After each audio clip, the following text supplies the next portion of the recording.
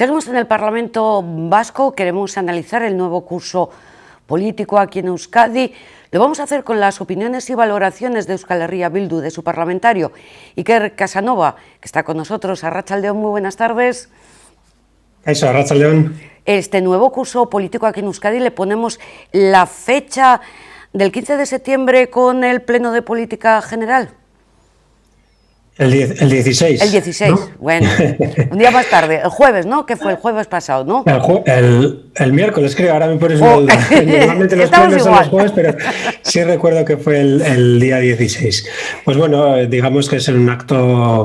que puede dar apertura oficial al curso político, ¿no? Pero la verdad es que las cosas se empiezan a preparar mucho antes y bueno, pues ya llevamos tiempo preparando tanto este pleno como el resto del curso, que se presenta como todos intenso, pero bueno, quizás este año y en estos momentos históricos pues con más retos que nunca, ¿no? No, efectivamente, pero bueno, por situarnos un poco en esa fecha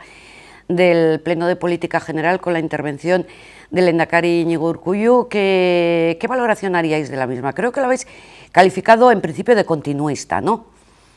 Sí, y no solo continuista, sino algo peor, ¿no? Dijimos que este gobierno hablaba siempre de estabilidad, de no hacer aventuras, de no correr riesgos, lo cual en algunos momentos puede ser incluso algo loable, ¿no? Pero en estos momentos en los que nos encontramos, lo que entendemos es que el gobierno, en nombre de la prudencia, lo que está poniendo en práctica es un conformismo, y un conformismo paralizante, que es peligroso porque, en primer lugar, la realidad actual no es buena y, por tanto, no invita a ser conformista, pero sobre todo, como decía anteriormente, porque los retos que tenemos por delante en el terreno social y económico lo que exigen no es un gobierno jugando a pequeña ya que las cosas no cambien, sino un gobierno muy consciente de los retos casi podríamos calificar de civilizatorios que tenemos por delante en terrenos sociales y medioambientales, por no ir más lejos, pues requieren de una acción decidida, de una planificación, de una concertación de energías sociales y de un liderazgo público, en este caso también del propio gobierno, que bueno, en estos momentos brilla por su ausencia, ¿no?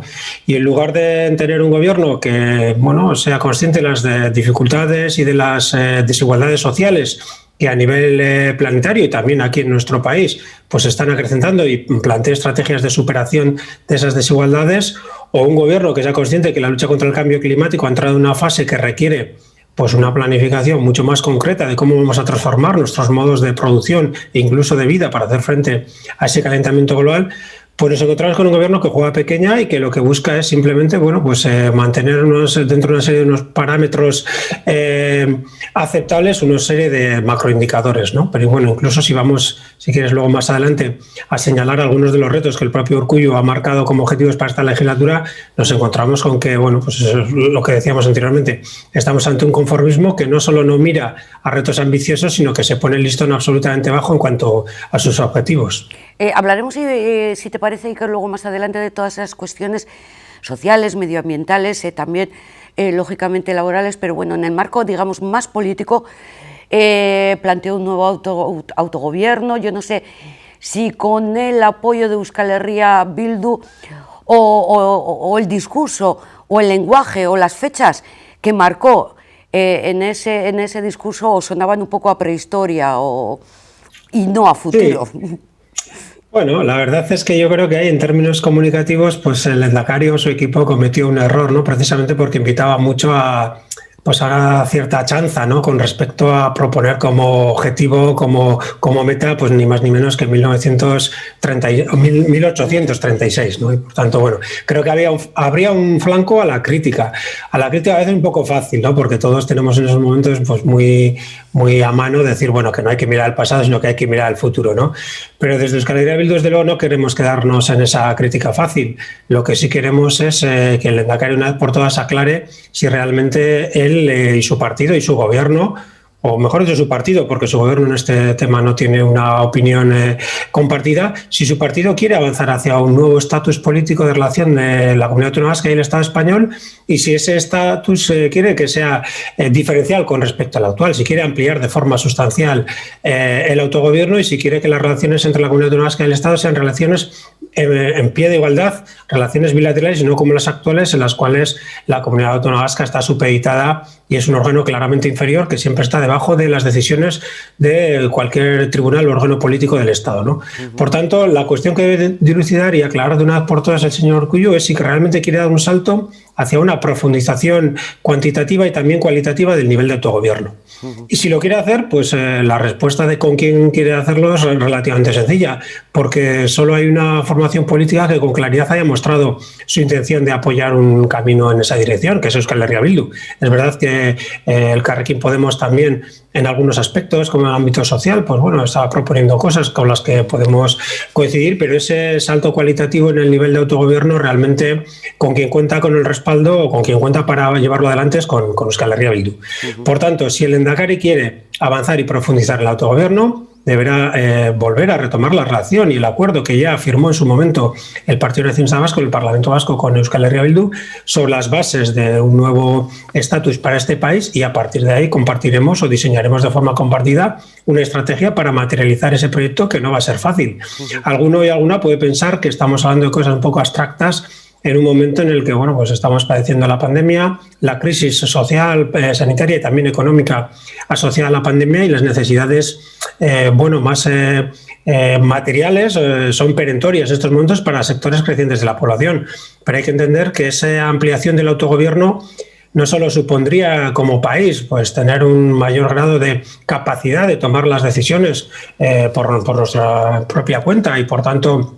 un mayor grado de libertad como comunidad nacional, sino que también nos otorgaría instrumentos para hacer frente de una manera mucho más eficaz y mucho más directa a esos problemas de índole social a los que me refería. Yo voy a poner un ejemplo muy claro que además está en el candelero en estas últimas semanas o en estos últimos tiempos, que es el del salario mínimo. Desde Euskal Herria Bildu llevamos tiempo reivindicando que el salario mínimo que se aplique en el País Vasco sea un salario acorde con el nivel de vida que hay aquí. Los sueldos son más altos, la vida está más cara y por tanto entendemos que tiene que haber un salario mínimo superior al que hay en el conjunto del Estado. Eso a día de hoy no es legalmente posible. Si tuviéramos un nuevo estatus en el cual las relaciones laborales y las negociaciones de índole sociolaboral pudieran definirse en el marco vasco, pues podríamos imponer un salario mínimo de 1.200 euros, que sería lo que proporcionalmente nos correspondería. Porque a día de hoy, por ejemplo, el salario mínimo en Extremadura supone el 60 y tantos % del salario medio, y aquí en la Comunidad Autónoma Vasca supone apenas el 40%. Por tanto, las 50.000 personas que cobran el salario mínimo del País Vasco están pues mucho más lejos de la media y mucho más lejos de poder alcanzar un estatus socioeconómico estándar que lo que está en otras partes, ¿no? De eso y de muchas otras cosas más es de las que hablamos también cuando nos referimos a ampliar la base del autogobierno. Sí, pero te pueden decir que eso es un debate en el Congreso de los Diputados en Madrid. De todas formas, justo estoy mirando que mañana jueves, si tenéis pleno en el Parlamento Vasco, y una de las cuestiones, una propuesta que lleváis para debatir es la transferencia del ingreso mínimo vital, como decís en el texto, a fin de reforzar el sistema de protección de la comunidad autónoma vasca. ¿Hasta qué punto está en manos de Euskal Herria Bildu conseguir la transferencia de este ingreso mínimo vital? Bueno, como bien decías anteriormente, desgraciadamente hablar del salario mínimo hoy por hoy es residenciar ese debate en el Parlamento, en el Congreso de los Diputados y de las Diputadas en Madrid, ¿no? Y por tanto la sociedad vasca está privada de, en función de sus debates y de sus decisiones democráticas, poder otorgar a su ciudadanía un salario mínimo acorde con la voluntad política de sus representantes y acorde con el nivel de vida y el nivel socioeconómico de este país, ¿no? Por tanto, es verdad que eso se decide fuera, pero también es verdad que se decide fuera porque hay un marco jurídico que así lo determina, y precisamente cuando hablamos de un nuevo estatus con más capacidad de decisión, hablamos de que este tipo de cosas se pueden decir aquí, también otras relativas a la vivienda, las relaciones laborales, los convenios, etcétera, etcétera, cuestiones que son absolutamente vitales para la mayoría de la ciudadanía. Y con respecto al ingreso mínimo vital, pues nos encontramos en una situación análoga. Aquí en la Comunidad Autónoma Vasca está construido un sistema de protección social bastante más avanzado que en el resto del Estado, y nosotros lo que estamos planteando es que este nuevo instrumento que se ha creado a nivel del Estado español se integre con ese sistema ya preexistente. ¿Hasta qué punto está en manos de Euskal Herria Bildu? Bueno, Euskal Herria Bildu ha llevado la propuesta al Parlamento, quiere que desde el Parlamento Vasco salga una petición lo más amplia posible que respalde al gobierno vasco también en esa negociación que está haciendo con el gobierno central para que esta transferencia se produzca. No debería haber habido ninguna negociación ni ningún debate más allá de las cuestiones técnicas, pero entendemos que el gobierno del Estado, pues bueno, también se está haciendo de rogar y creemos que el acuerdo parlamentario de mañana puede ayudar al gobierno vasco a tener más bazas en ese diálogo y rearmarse moral y políticamente de cara a exigir al gobierno central la inmediata transferencia en condiciones adecuadas del ingreso mínimo vital. Iker, a nivel interno de Euskal Herria Bildu, creo que fue en el mes de mayo cuando celebrasteis el segundo congreso y este pasado fin de semana la conferencia política. ¿Qué sale a la luz? ¿Qué marca los objetivos de este nuevo curso político? Sí, bueno, digamos que Euskal Herria Bildu está haciendo una reflexión no solo con respecto a este curso político, sino que inserta esta dinámica más inmediata en un análisis más global, ¿no? Me refería antes a los retos que tenemos y los calificados de retos civilizatorios, porque yo creo que es el conjunto de la humanidad la que se está enfrentando, el que se está enfrentando a una tesitura compleja en la cual tiene que dar respuestas y en la cual lo que hagamos a corto plazo va a tener mucha repercusión también a medio y largo plazo, ¿no? Y evidentemente el principal desafío en estos momentos es el del cambio climático, que a la gente puede parecerle algo muy lejano o muy abstracto, pero que es un proceso que se está dando, que se está midiendo científicamente y que está determinando que como no actuemos pronto y actuemos bien y con decisión sobre las emisiones que generan ese cambio climático, vamos a tener problemas gravísimos a nivel medioambiental que van a repercutir en problemas sociales importantes, ¿no? Entonces, ese es uno de los grandes desafíos que tenemos. La desigualdad que ha crecido en los últimos tiempos dentro de la hegemonía política, ideológica y económica neoliberal, está generando importantes fracturas y sectores, no solo en la sociedad vasca, sino a lo largo de todo el mundo, que se ven cada vez más marginados de la sociedad y que se ven cada vez más excluidos de la vida, de una vida socioeconómica normalizada, y que en muchos casos pues esas fracturas lo que están provocando es el surgimiento de movimientos de impugnación del sistema, a veces desde la extrema derecha, y en todo caso quiebras sociales, pérdidas de legitimidad de los sistemas políticos, desapego hacia la política y los propios problemas de índole económica que genera esta desigualdad creciente, ¿no? No quiero irme mucho por las ramas, pero un poco lo que te quería plantear es que todos estos desafíos tienen una traducción local. Tenemos que reducir las emisiones que tenemos en este país, tenemos que introducir también lo que es la revolución tecnológica en nuestros procesos productivos, porque aquellas sociedades y aquellos tejidos productivos que no sean capaces de modernizarse, digitalizarse e implementar sistemas de investigación y desarrollo potentes van a quedar fuera de los mercados globales. Tenemos que afrontar el debate fiscal que se está dando a nivel global y tenemos que afrontar otro tipo de debates. No me puedo alargar y entrar a todos ellos, pero bueno, creo que el cambio climático, desigualdad, fiscalidad, I+D son algunos de ellos, pero también en esta conferencia política a la que te referías hemos hablado de la necesidad de un nuevo pacto social en torno al sistema educativo, que nos parece uno de los grandes retos que tenemos pendientes como sociedad. Nuestro modelo educativo ha cubierto un ciclo, algunos harán una valoración más positiva del mismo y otros seremos algo más críticos, pero en todo caso es inevitable afrontar este debate, abrir ese melón y determinar de una forma lo más consensuada posible en esta sociedad cómo vamos a construir un sistema educativo que responda a los retos sociales, económicos, culturales del siglo XXI, que ya estamos bien adentrados en él, por cierto. Efectivamente, el tema de la educación va a ocupar buenas horas, entiendo, del debate político, pero también social. ¿Será necesario un pacto educativo? Está claro que hay que reformarlo y hay que renovarlo y hay que adecuarlo al siglo XXI. No sé si desde el punto de vista de los modelos, desde el punto de vista de los docentes, del sistema curricular, no sé. De todo, creo que estás bien encaminada, ¿no? Porque has esbozado una serie de elementos que son indudablemente parte del debate, ¿no? Yo, si me permites una pequeña introducción, dentro de la política del Estado, del Estado español, yo siempre señalo dos debates como ejemplo en positivo y negativo de cómo se deben hacer las cosas, ¿no? Y no me refiero tanto a los contenidos, sino a las formas. Por un lado, el tema de las pensiones, existe un acuerdo para debatirlo en un foro es el Pacto de Toledo, en el cual bueno, pues se buscan los consensos, la participación de los agentes sociales y el establecer los acuerdos lo más amplios posible para que un tema tan sensible pues no esté permanentemente sometido a la agitación política. Otra cosa es el resultado que salga de esos órganos o de esos procesos, que con eso no me caso. Pero desde luego sí que me parece adecuado el blindar de alguna forma el debate en torno a un aspecto tan fundamental como las pensiones. Pero en el aspecto diametralmente opuesto nos podemos encontrar con las leyes de educación. En el Estado español, digamos que se ha convertido en tradición que cada nuevo gobierno que entra a ejercer pues traiga debajo del brazo su propia ley de educación y que además incluso una vez que se aprueba esa ley el partido que está en la oposición diga lo primero que vamos a hacer cuando lleguemos al gobierno va a ser derogar esta ley.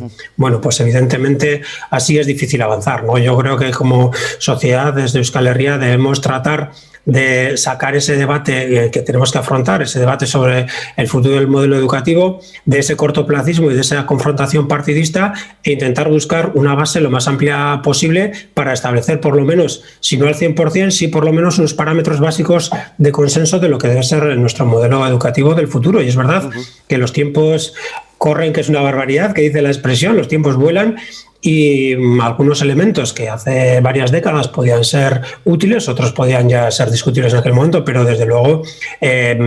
requieren una adaptación profunda a la realidad que estamos viviendo, ¿no? Y mencionamos algunas de esas cuestiones. Desde luego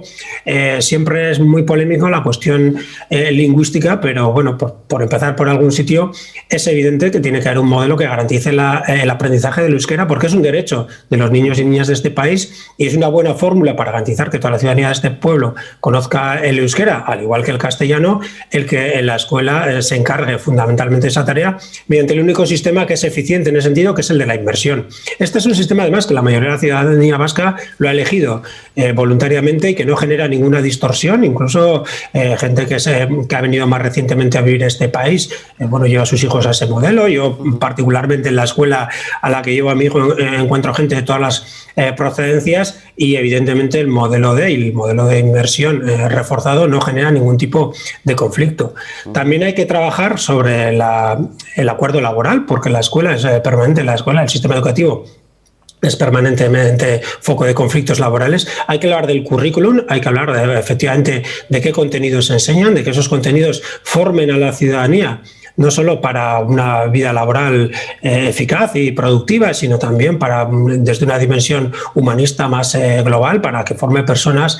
críticas y que tengan instrumentos propios para analizar su entorno y para tomar las decisiones en su vida, ¿no? Es decir, bueno, también estamos con la cuestión de las redes, de las diferentes redes que coexisten en estos momentos en el sistema educativo, una red concertada, una red Ikastolas, una red pública, y nosotros la propuesta que hemos hecho es una simplificación, entendiendo que todos los centros deben responder a unos parámetros acordados y consensuados conjuntamente, independientemente de su titularidad, y que debe reforzar sobre todo, más que mirando a la pertenencia o a la propiedad a un modelo u a otro, deben reforzar su esencia comunitaria, su integración en aquellos entornos, en aquellos barrios donde están ubicados, dar más protagonismo también a los ayuntamientos y a la propia comunidad educativa en la autonomía, la gestión, buscando una mayor autonomía y una mayor adecuación de sus proyectos educativos a su realidad más inmediata, ¿no? Por tanto,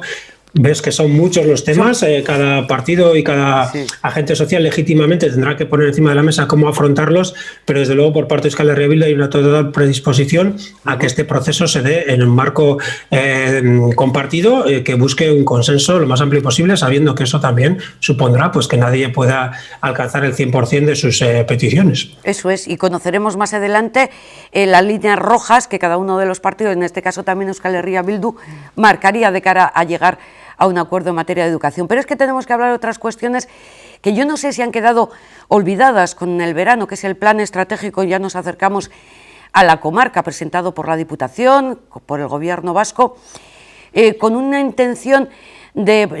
discriminar en positivo a esta comarca con más fondos. ¿Ha quedado en el cajón de los recuerdos? No, y bueno, voy a empezar haciendo un poco de abogado del diablo y diciendo que ya en los acuerdos del Consejo de Gobierno pues están aprobando la liberación de determinadas partidas presupuestarias y se están firmando algunos convenios con los ayuntamientos de la margen izquierda si no estoy mal informado, si no se me ha escapado algo, los que se han venido firmando hasta ahora han sido sobre todo en torno a uno de los ejes de ese plan estratégico, que es la recuperación y puesta en valor del patrimonio y la memoria industrial.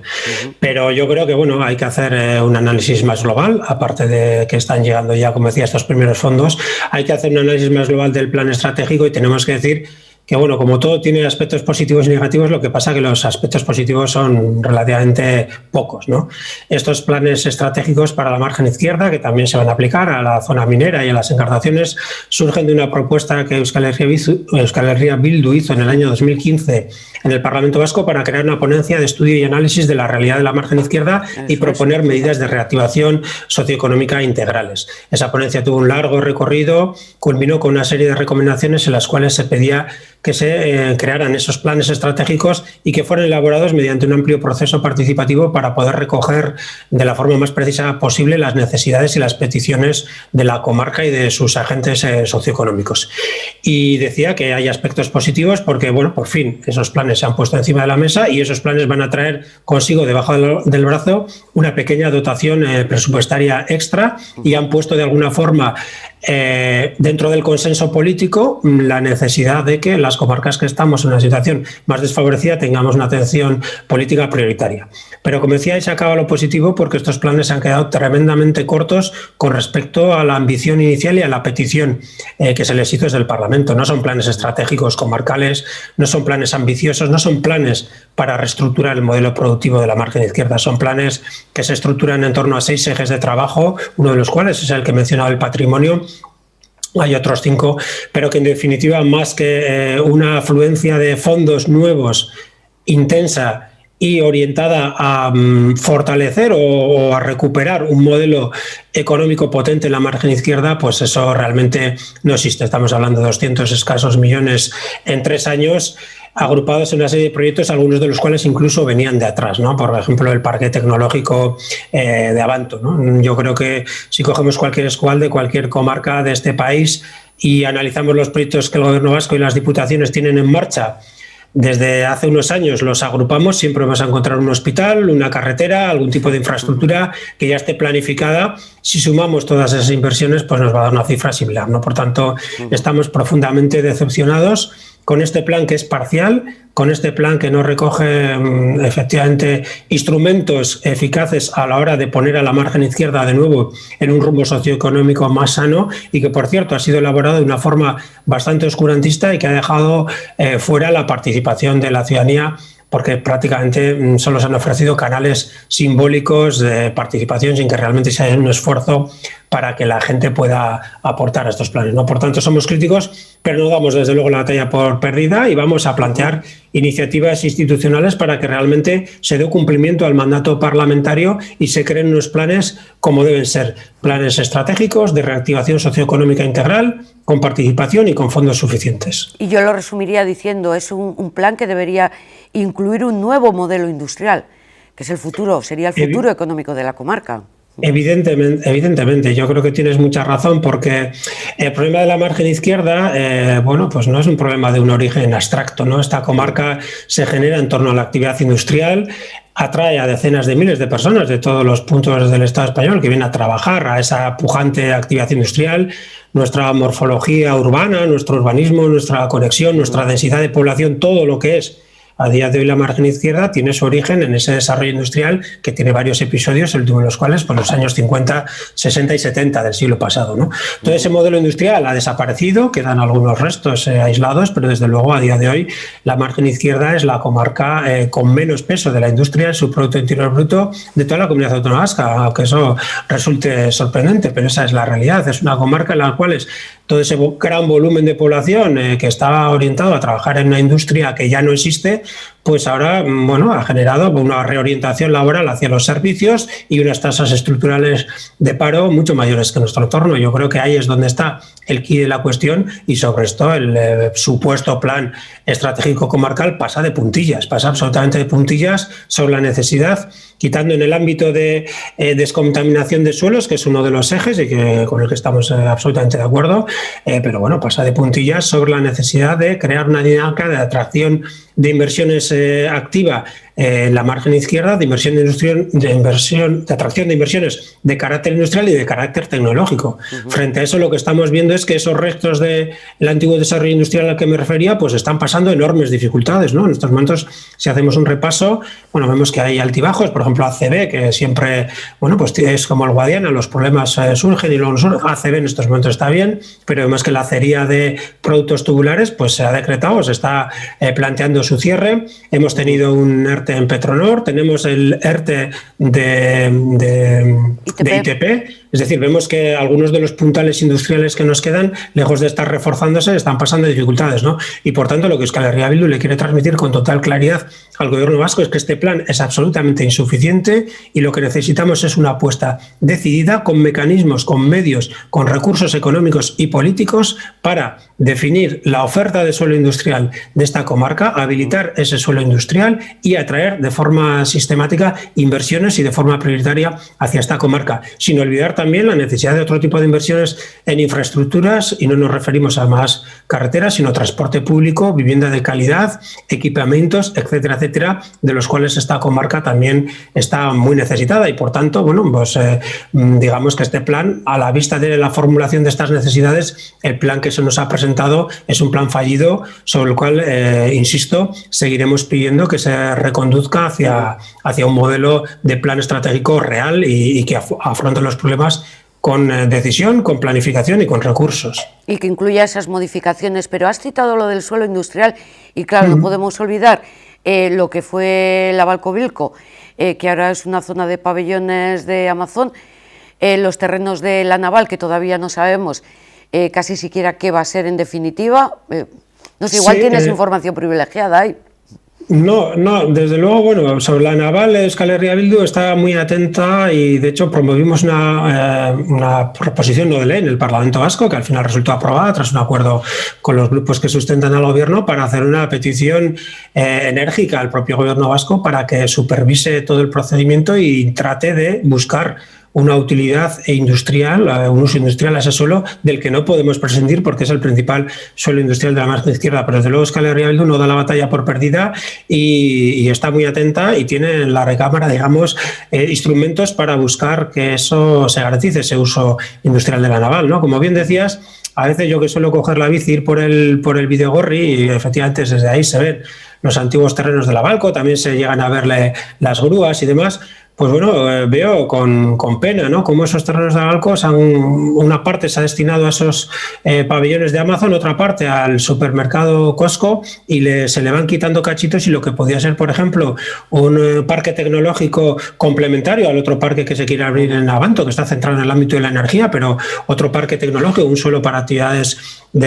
industriales cualificadas, pues lo estamos perdiendo, ¿no? Y el suelo es un bien muy escaso en esta zona porque está muy densamente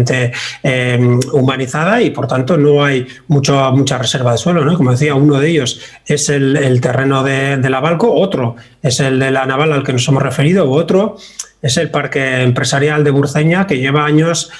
durmiendo el sueño de los justos, ¿no? Desde luego, desde Euskal Herria Bildu vamos a activar a lo largo de este curso medidas para proteger los suelos industriales y ponerlos en valor y ponerlos en uso, que es el elemento o el primer paso para poder realizar una política de atracción de empresas de carácter industrial. Una cuestión de actualidad que hemos conocido hoy mismo, Iker, lo ha dicho el consejero Azpiazu, que Euskadi va a recibir entre el 2021 y 2023 cerca de 540 millones de euros de los fondos europeos, del mecanismo de recuperación y resiliencia, que se reparte en las comunidades autónomas. ¿Somos muy laxos a la hora de exigir nuestra aportación económica? ¿Qué supone esto? Porque 540 de 14.000 tampoco me parece mucho, ¿eh? No, es que realmente no es mucho, ¿no? Y me vas a perdonar que no entre al detalle de las declaraciones de Azpiazu porque no las he analizado, ¿eh? He visto solo el titular y por tanto, bueno, por prudencia no quiero meter la pata y decir lo que no es así, ¿no? Pues, sí. Pero sí es verdad que conozco todo el procedimiento anterior de los fondos europeos y efectivamente una de las grandes amenazas que existía es que el reparto de esos fondos se estableciera en base a criterios políticos, ¿no? Ya en su momento se asignó el liderazgo de ese proceso en Madrid